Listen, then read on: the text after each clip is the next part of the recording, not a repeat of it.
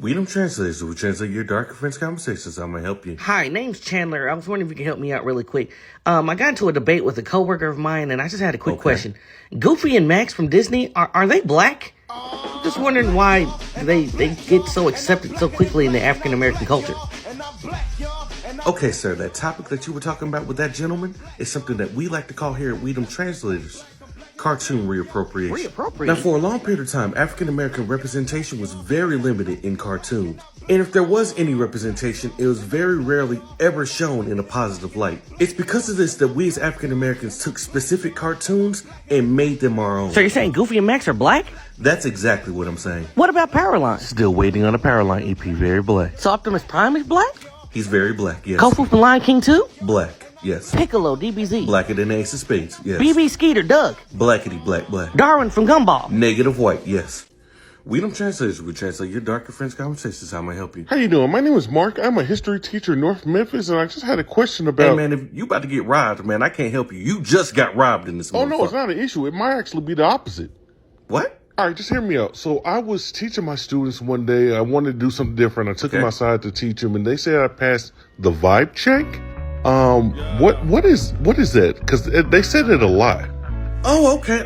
I got you, man. I got you. Hold on. Passing the vibe check is a way for us as African Americans to say that people who are outside of African American culture are accepted in certain situations. Now, just so you know, passing the vibe check can vary based on where you are and who you're talking to. A couple examples of this may be someone like Eminem, who has basically been ingrained in the culture since the beginning. Or someone like Jim Carrey, who not only has been cool since the beginning, he got his beginning in African American culture. So, I mean, he's always gonna pass the vibe check. Now, just because you pass the vibe check now does not mean you will pass it in the future. Prime example of this, Hulk Hogan was a big person that passed the vibe check for a long time till we find out he was a bigot and a racist. So, damn his vibe check. Now, if you don't mind me asking, why is it that they're saying that you passed the vibe check? So like I was saying earlier, I was teaching my students outside, and then this Karen rolled up and told us that we needed to go back inside with all that. So I told her she can either catch the bus in Midtown or she can catch these hands. My ninja. We Dem Translators. We translate your dark and French conversations. How may I help you? How's it going? I just started college orientation not too long ago, and I met the most beautiful woman I've ever seen in my entire life. African American, of course. So I asked her what her starting class was. She said her daughter was starting it. She's 57. 57? Is that abnormal? Okay. What it seems like is that you've run into the phenomenon that we like to call black don't crack. What it is that there's something about the melanin in black skin, specifically black women, that is so refined and so refreshing that it keeps them from aging nearly as much as the average person. Now, if I were you, I would definitely make sure you check that ID before you start talking to anybody else. Because if she looks 20, she's probably 33. If she looks 33, she might be 67. And if she looks 67, you definitely gonna have to carbon date that because she's probably 129. And somehow I look like a Brussels sprout. That's crazy. It'd be like that, man. I can't explain it. We Dem Translators. We translate your dark and French conversations. That might help you. I don't even like Hot Pockets. What's wrong with you? Look, I'm sorry. I was talking to somebody. Look, I got into it with one of my coworkers, and he kept screaming over and over again that I was out of pocket. Like, I don't even know what that means. I don't even like Hot Pockets. What is he talking about? Okay, sir, look. He's not talking about a hot pocket, okay? He's not? The phrase out of pocket is a term used when someone believes that someone else is so obscenely wrong or disrespectful that they have to call them out. Okay, before we get too far into this, what did you say? It's not what I said. I was defending one of my buddy's voice messages. Okay, go play it then, I guess. Here, listen. Best advice I would give to white people is to get the hell away from black people. You got an iPhone, right? I'm not a savage. Of course I do. FaceTime. All right. Can you see me? You can see me. Good. All right, listen. This is the pocket. You see the pocket? It's a nice pocket, right? This is you. Nice. This is where you are right now. What I need you to do is hobble your ass back up and get your ass back in this pocket before I beat your ass. And you're paying for that window, too. We Dem Translators. We translate your dark and French conversations. That might help you. Hello, I'm a college professor, and my students kept calling me something. Maybe I think it's something different. A colonizer? Does that mean something different in your culture? First and foremost, you are sort of right. It isn't exactly the same as the definition that you know, but there is similarities. The term colonizer is a person who is a descendant of the group of people that decided to colonize the world. We use the term colonizer today to indicate people that specialize in cultural appropriation. For instance, people that decided to cultural appropriate cornrows. You mean plaited hair twist? That's not what those are. Or the flat taco. Oh, that lady's a genius. I thoroughly enjoy those. That was made well before then. Or we can go a little farther back and talk about rock and roll. Elvis Presley is amazing for creating this. No, he didn't. Well, that's a little racist to say. No, it's not. It is. What if I called you cotton workers? The fuck you just said? You know, cotton worker or spear thrower. We will not have it. You won't have what? I said we will not have it. God. My fault. Yeah. Ooh. Ooh. My fault. Yeah. Ooh. My fault. Yeah. All these big bad guys come from. My fault. What are you doing? No, this is illegal. Oh.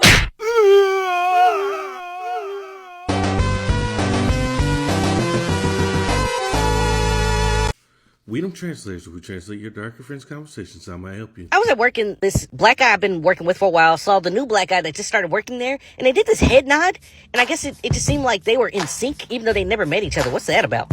Let me ask you something. Is he the only African American that works in that building? Other than the new guy, yeah. That's what I thought.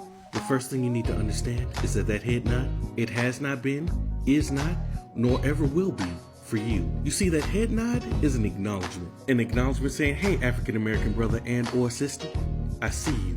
I know there's a good chance you're the only other African American brother and or sister within a 50-mile radius. I know that if a random clan decides to attack this building, you and I are the only motherfuckers that's gonna make it out of here alive. And just an acknowledgement that we are here and they can't get rid of us. Ever. Well, I know now, so I can do the head nod, right? No. What? Why not? I know about the head nod now. Absolutely not. But Negative. that's not fair. You get a head nod. I want a head nod too. Negatory. But that's not fair. Spanish for negative.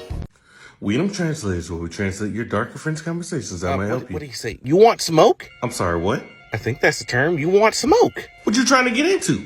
Wait, what? Nah, son, put them hands up. No, I wait, know no, where you sir, at right wait, now. That's what he said. That's what I need translated. I'm sorry. Man, you better clarify. You finna get your ass whooped. Look. I'll keep it simple, all right? The term smoke is normally used in African American culture when we're dealing with situations that have confrontation, competition, and or altercation. Basically, it's a term used to describe that you're not scared to confront somebody in a competitive nature. Now, this can be something as simple as a debate, or it can be as complex as fisticuffs. So that's why this guy in front of me is taking his jewelry off? Sir, the person that told you this, is he still in front of you? Obviously, if I could see him taking his jewelry off. Is his shirt still on? No, he took it off a while ago. Yeah, you're about to have a rough day. Why would I have a rough day? bitch? Wait a minute.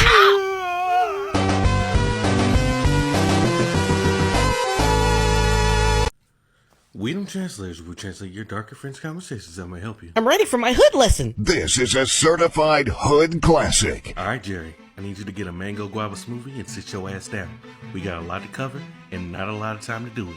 Today we're going to be focusing on Hood TV Classics. Hood TV Classics are TV shows that deal with African American culture that are around the early 70s all the way up to just around the early 2000s. Now these TV shows typically hit the happy spot right in between the jiggly parts next to the heart. Now before we begin, I'd just like to tell you that I'm not going to have enough time to tell you every single television show that has ever existed that's within African American culture. So if I miss any, feel free to put it in the comment section. Wait, who are you talking to? Now, to make things easier for you, we have broken this down into 5 different subsections. The early age, the shift, the golden age, the late shift, and the new classics. Now, the early age are early TV shows around the early 70s, just around to the late 70s, early 80s. These were shows that really started the African American Renaissance in television. You had shows like Good Times, What's Happening, The Jeffersons, We moving on up. Different Strokes, Benson, and Sanford and Son. Elizabeth, it's the big one. Now, the shift was that period of time between the late 70s right around to the early 80s where you still felt the early ages presence, but you could tell they were shifting to a new audience. You had shows like 227, Gimme a Break, Amen, Webster, and remakes like What's Happening Now. I did the rerun dance and pulled my meniscus. Then we shifted to what I like to call the Golden Age. The Golden Age, in my opinion, is the greatest string of television shows that have ever been surmised, specifically for African Americans. This was the period in time where some of the greatest television shows that have ever been created were on television at the same time, fighting for ratings. You had shows like The Cosby Show, Magic Johnson with the pills. Family Matters, Did I do that? A Different World, The Fresh Prince of Bel-Air, Martin, Living Single, In a 90s kind of world, I'm glad I found my girls. In Living Color, You can do what you want to do. and unsung heroes like Hanging with Mr. Cooper and Rock.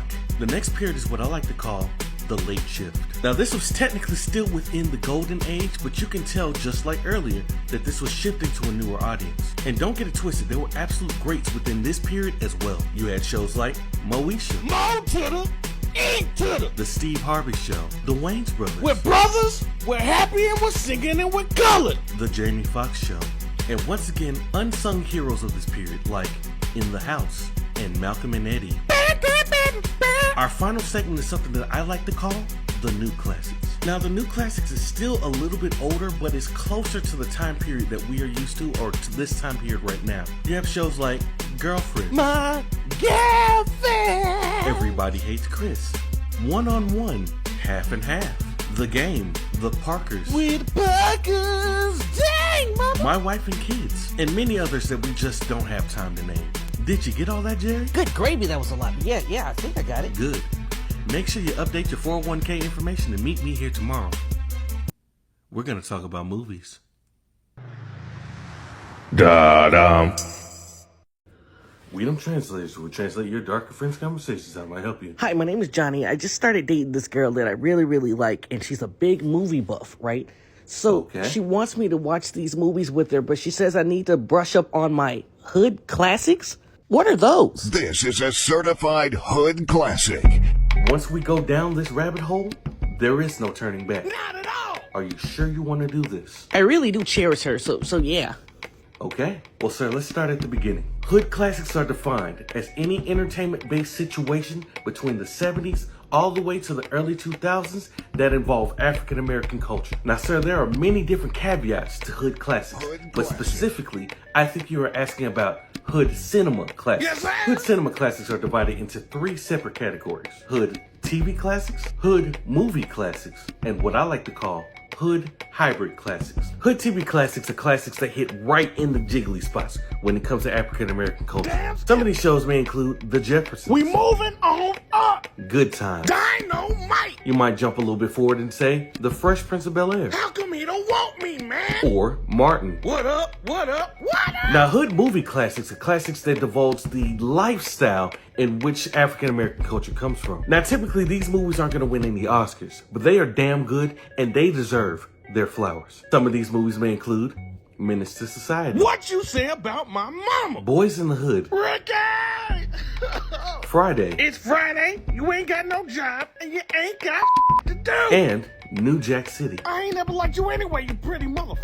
Now, hood hybrid classics are a little bit of a caveat. Now, what these are movies that were broken down into segments and shown on TV for a certain period of time. Some of these may include The 5 Heartbeats, My business hours are between 9 and 5. The Jackson 5 Story, You a liar and a cheat, and I don't want you. and The Temptation. Ain't nobody coming to see you out. Now, there is way too much of each one of these categories to go over in one sitting. So I'm going to ask you one last time. Are you sure you want to do this? She's my caramel honey pot. I have to. Then grab you a mayonnaise sandwich and a spritzer and sit your down. We got work to do. Da-dum. We Dem Translators will translate. Man, what you're saying. Hurry up and give me my translation. Whoa, don't pull out the Desert Eagle, Tanner. Look, I paid your company good money for a translation, so hurry up. Boy, you better be lucky I got some dome before I got here. What you want? So I'm in a Target parking lot. I'm looking for a close spot. And as I'm getting closer, this jungle bunny just showed up and decided to steal my spot. So me and him get into it. And of course, he starts rambling and gibberish. And he keeps saying, on my mama and on everything I love. I mean, what is he talking about?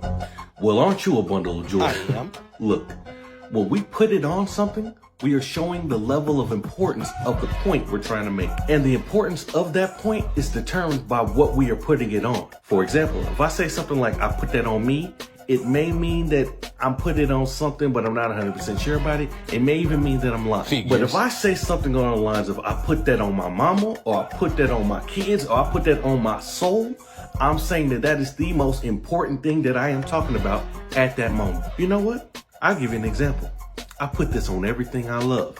If you call me or anybody else a jungle bunny again, I'm gonna teleport to where you are and I'm gonna smack the dog biscuits out of you. Well, how about I just call you an N-word. Here we go again. What's up, good buddy? Wait, who are you? How did you get here? Nah, I'm a man of my word. Da dum.